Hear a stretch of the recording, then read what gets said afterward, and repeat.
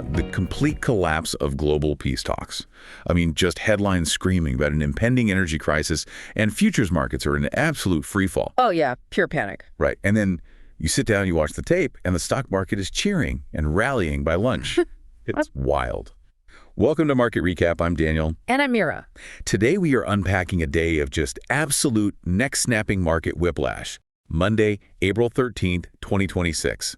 It was a day where U.S. equities somehow erased incredibly ugly early losses to finish broadly higher. They really did. Yeah, I mean, the S&P 500 rallied 1.02% and the NASDAQ surged 1.23%.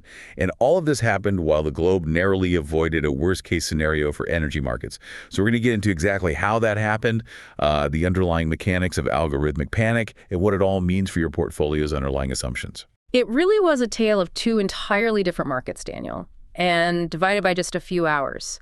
The sheer velocity of the narrative shift from outright panic to massive relief, it was staggering, even for the elevated volatility environment we're currently operating in. Absolutely. Now, before we jump into the overnight timeline, I need to explicitly remind you, our listener, that this deep dive is for market context and discussion only.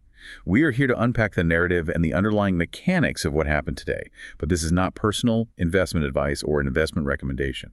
Exactly. We're just looking at the why and the how behind the tape. Right. So, session one. What set the stage before the U.S. session opened? Well, to really understand the overnight panic, we first have to ground ourselves in the 2026 macro baseline. We talk a lot about this, but the market right now is operating in this highly divergent regime. A tightrope, basically. Exactly, a tightrope. Because on one hand, we have incredibly resilient economic growth, right? And that's largely driven by a cyclic trend specifically, this massive artificial intelligence capital expenditure cycle that just continues to defy gravity. Yeah, it won't quit. It really won't. But then on the other hand, we are dealing with profound geopolitical fracture. This is heavily influenced by the ongoing 2026 Iran war and the severe disruptions we saw earlier this year in the Strait of Hormuz. That is the baseline. And over the weekend, someone decided to aggressively shake that tightrope. Violently, yes. This is the carryover narrative that completely set the tone for the Asian and European sessions. So, on Sunday evening at 9 p.m. Eastern Time, which for context was 6 a.m. Monday local time in Pakistan Marathon, 21-hour ceasefire talks between the U.S. and Iran in Islamabad completely collapsed. 21 hours of talks, just dead. Yeah, the delegations walked away without a deal. Right.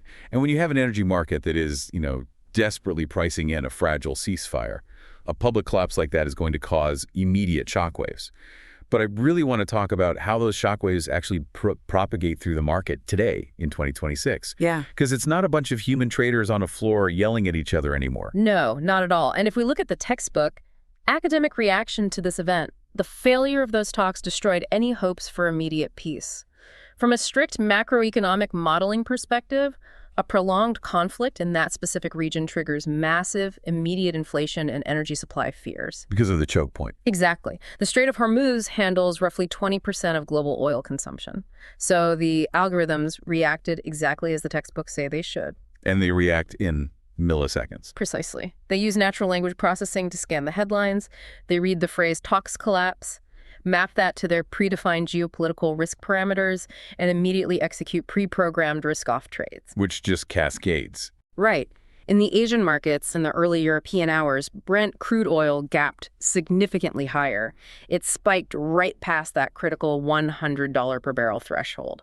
And naturally, we saw massive safe haven flows pushing the U.S. dollar up, while international equities just sold off aggressively. Okay, see, here's where I always have an issue with how much power we give to those academic models. Oh, here we go. Oh, seriously. We constantly see this algorithmic panic, right? They treat these diplomatic breakdowns like they are random, unpredictable shocks, like a weather event or an earthquake. But that is not what this is. This is what practitioners call geopolitics as human game theory.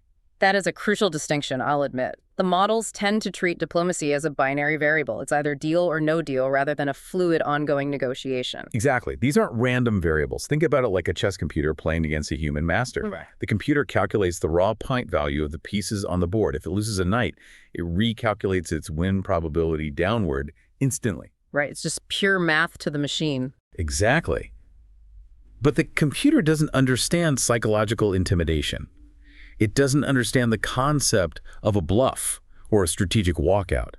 A public breakdown in talks after a marathon 21-hour session, an ultimatum. These are calculated poker moves by rational actors trying to gain leverage. Yeah. But the algorithms don't play poker. They just indiscriminately dump stocks because their code simply says uncertainty equals sell.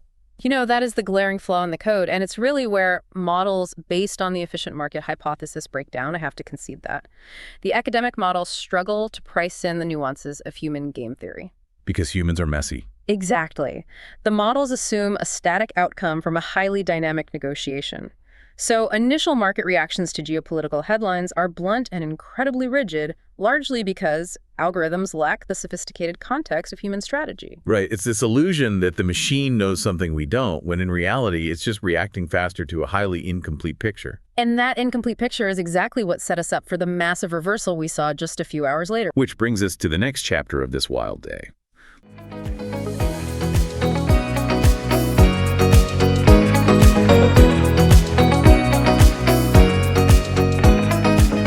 Let's take a breath and transition into session 2. Mira, what actually moved markets during U.S. trading hours? Well, we had this massive panic overnight. Oil is over $100. And then at 8:30 a.m. Eastern Time on Monday morning, President Trump announces a U.S. military blockade. Now, wait. In a vacuum, the word blockade sounds like the ultimate escalation, right? It sounds like the exact thing the algorithms were terrified of. It really does. Yeah. But the market isn't reacting to the word itself. It's reacting to the mechanism. The critical detail here, the absolute game changer, was the scope of that blockade. The fine print. Exactly. It was strictly limited only to vessels entering and exiting Iranian ports. Crucially, it deliberately allowed freedom of navigation for other commercial ships moving through the Strait of Hormuz. Which fundamentally changes the math for the global energy supply. Completely. The market had spent the entire night pricing in the absolute worst-case scenario, which was a total physical closure of the choke point. By clarifying that this blockade was limited and that it structurally bypassed the broader energy transit lanes, that worst-case scenario was suddenly off the table. Oh. The relief was immediate. Brent crude instantly receded from its panic-induced $100 peak to settle at $99.36. That exact moment of relief was the primary catalyst for U.S. equities to erase their morning losses and begin to rally. Okay, but this intraday whiplash, this is exactly what drives common sense investors absolutely crazy. Yeah. Let's talk about the disconnect between price and intrinsic value here. Okay. I really want you, the listener, to think about this. How does the intrinsic value of the 500 largest American companies drop significantly at breakfast and then surge by over 1% by lunch? Did the structural cash flows of those tech giants and consumer brands change that much in 4 hours? Obviously not. I mean, the amount of iPhones being sold or enterprise software subscriptions being renewed didn't fluctuate wildly between 8 a.m. and noon. Right. The initial morning panic was an illusion of precision. It is what we call the illusion of instant information diffusion. We are taught in Finance 101 that the market is this perfectly rational calculating machine that prices in all known information instantly. It's a theory, yes. But it's actually a deeply messy process of price discovery. It is delayed by human-bounded rationality and structural mechanics. When the algorithms dump stocks at 4 a.m., it creates a liquidity vacuum. Market makers widen their spreads because they don't want to catch a falling knife. Human traders wake up, they see the sea of red, their automated stop losses trigger, and the sell-off just accelerates on pure momentum. Yeah, I have to agree with you there. It takes time for the human element of the market to digest the nuance. In a perfectly efficient academic market, price discovery is instant and accurate.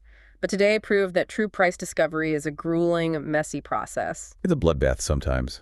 Exactly. The intraday whiplash we witnessed wasn't driven by fundamental math. It was driven by raw emotion, technical stop losses triggering, and then sudden, overwhelming relief when human buyers realized the core businesses they wanted to own were essentially put on a geopolitical discount. Absolutely. And we should be very clear. The geopolitical tension didn't just vanish into thin air. At 9 a.m. Eastern Time, Iran retaliated by officially warning that no port in the Persian Gulf or Gulf of Oman would be safe. Right. And looking at that strictly from a market mechanics perspective, that specific warning is what sustained the geopolitical risk premium throughout the rest of the day. It kept a floor under things. Yes, it placed a hard floor under oil prices.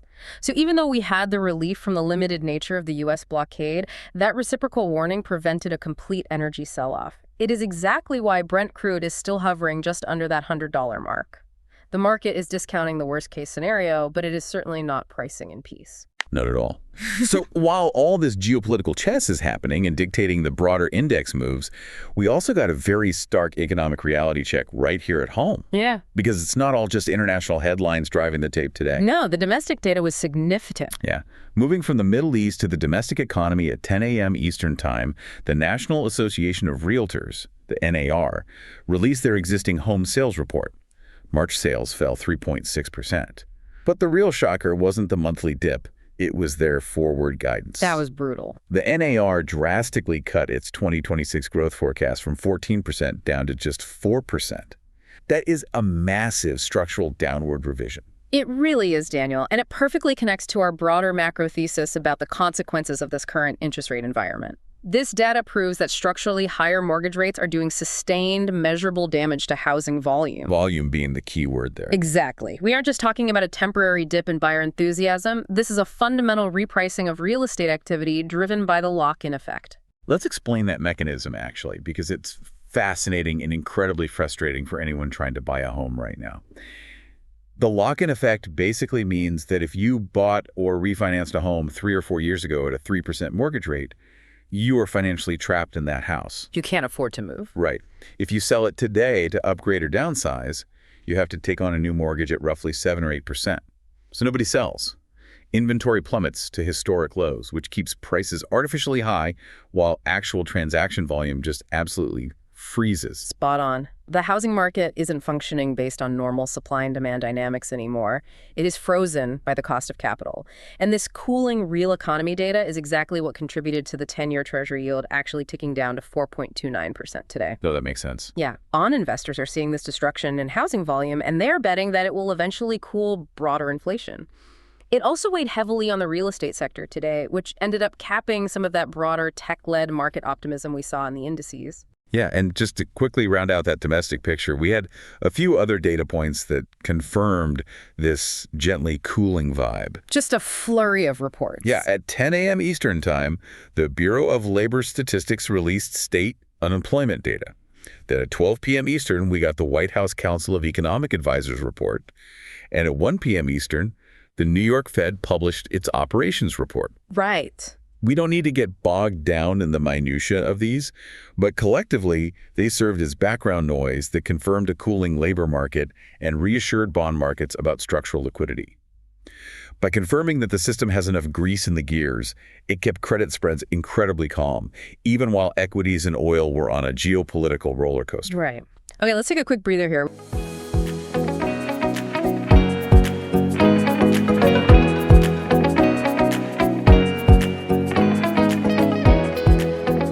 We've covered the overnight shock and the intraday rally. Yep. Session 3, corporate events recap and what to watch next. So if geopolitics are chaotic, energy prices are fluctuating wildly, and the domestic housing market is essentially freezing over, where is the broader market finding the confidence to rally?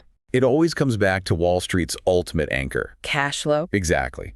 At the end of the day, equities are driven by corporate earnings, and we had a massive anchor for the market dropped right before the opening bell today. We really did. At 7:30 a.m. Eastern Time on Monday, Goldman Sachs reported stellar first quarter earnings. I mean, they posted an earnings per share of $17.55 and net revenues of $17.23 billion. That generated a massive 19.8% annualized return on equity. Okay, let's pause on that return on equity metric for a second, because a near 20% ROE for a massive, heavily regulated bank is astonishing. That's a huge number. Return on equity basically measures how effectively a company is using its shareholders' capital to generate profit. For Goldman to hit nearly 20% means they are firing on all cylinders, regardless of the chaos happening outside their windows. The fundamental importance of this really cannot be overstated. Today's market was desperately looking for something concrete to hold on to, and Goldman provided it. This proved that top-tier banks can generate robust profits, even in highly volatile, uncertain macro environments. Sometimes they even prefer it. In fact, they often benefit from it. When geopolitical panic hits, corporate clients need to hedge their currency exposure. They need to manage their energy risk. They trade more heavily. Goldman makes a spread on all of that activity. It's basically volatility as a service. Precisely. And it acts as a perfect real-world example of the high-grading market theme. We use the term high grading to describe investors fleeing lower quality speculative companies and parking their capital in bulletproof balance sheets.